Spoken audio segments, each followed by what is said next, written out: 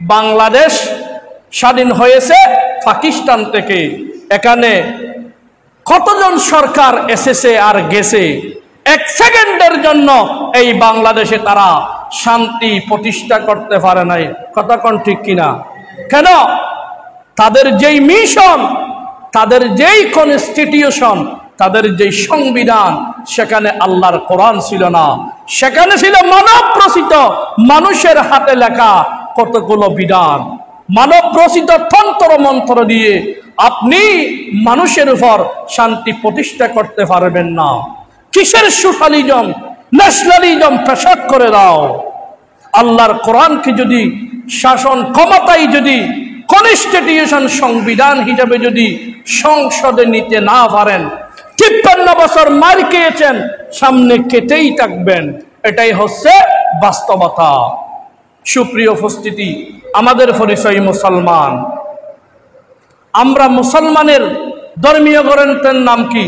আল কোরআন।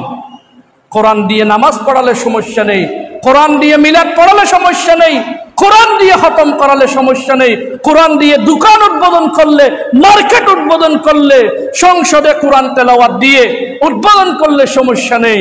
যখন কোরআনের রাস যখন কায়েম করতে বলা হয়, তখন তারা বলে এটা এদেশে মেনে নেওয়া যাবে না। বলি নাউযুবিল্লাহ। এই কোরআন দিয়ে দেশ পরিচালনা করা, এটা মুসলমানদের দেশে 5 ওয়াক্ত নামাজ যেই রকম ফরজ, অনুরূপ ফরজ। যদি কেউ এটা মনে না করে, আল্লাহর কসম করে বলি, সে কোনোদিন ইমানদার হতে পারে না। আপনি যতই নামাজি হন, আপনি যত রোজাদার হন, আপনার নামাজ, আপনার রোজা কোনোদিন আল্লাহ কবুল করবে না।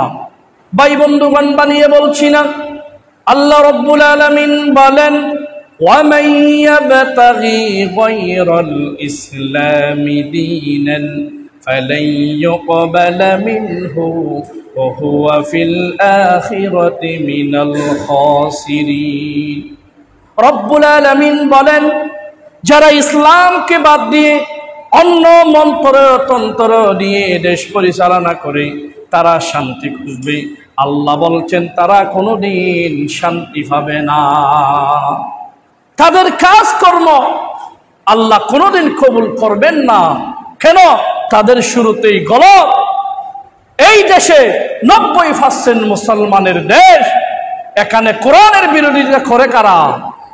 প্রশ্ন আছে না নাই?